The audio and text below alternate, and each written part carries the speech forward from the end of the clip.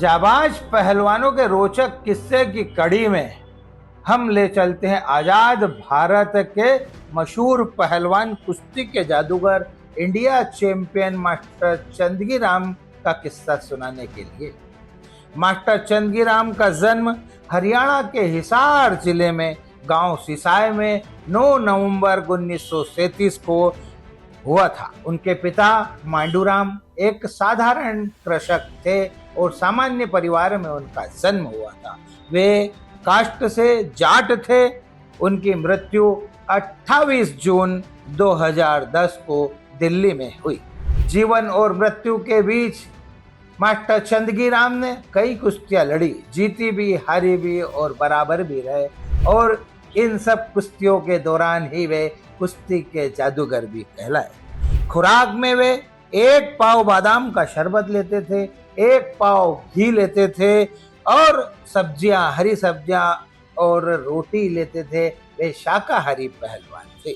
रियाज में वे बिना गिने टर्न लगाते, बैठक लगाते, दौड़ लगाते, लंबी लंबी फलांग लगा के दौड़ते। उनका कहना था कि कुश्ती में दम लड़ता है और दम के लिए बड़ा दम चाहिए, इसलिए वे दम बढ़ाने की रियाज ज्यादा करते थे, लंबी फलांग दौड़कर। उनका वजन था 200 पौंड। उनकी हाइट थी 6 फुट 3 इंच। सीना था 39 इंच। गर्दन थी 16 इंच। पट 22.5 इंच रही और दंड 13.5 इंच रहा होगा।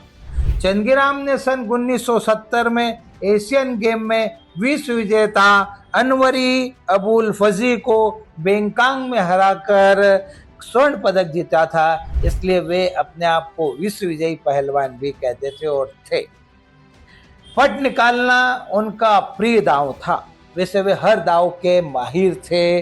उन्होंने भारतीय कुश्ती के दांव पेंच का भाग 1, भाग 2 अपने दांवों से लोगों को बताते हुए सिखाने का प्रयास किया। दोनों अंकों के संपादक थे भारतीय कुश्ती के संपादक दादा रतन पाटोदी। उनकी कुश्ती के बारे में मैं आपको बताना चाहूं, इंदौर में 26 नवंबर 1961 को कोल्हापुर के इशाक पहलवान को मात्र 4 मिनट में उल्टा जनेवा दाव मारकर उन्होंने परास्त कर दिया था। हम उनकी सारी किस्तियों को सिलसिलेवार अलग अलग बाई किस्से आपको सुनाने जा रहे हैं, अलग से एक एपिसोड के अंदर। कुश्ती में वे कहते थे, कुश्ती में ताकत बादशाह होती है तो दाव वजीर हुआ करता है। जिनका दाव लग जाए वह अमीर। यह है कुश्ती कला जिसके वे जादूगर थे। भारतीय कुश्ती के संपादक दादा रतन पाटोदी उन्हें कुश्ती का कोहिनूर हीरा कहते थे। वे थे तो दिल्ली के पहलवान, लेकिन कहलाते थे इंदौरी पहलवान। रतन दादा उन्हें कहते थे धूनी पहलवान है, धून का पक्का पहलवान है, और इतना रम जाता है कि उसे पहलवानी के सिवा कुछ नहीं सोचता। चंदगीराम स्वयं कहते थे कि पहलवानी मेरा ओढ़ना भी है और पहलवानी मेरा बिछोना भी है।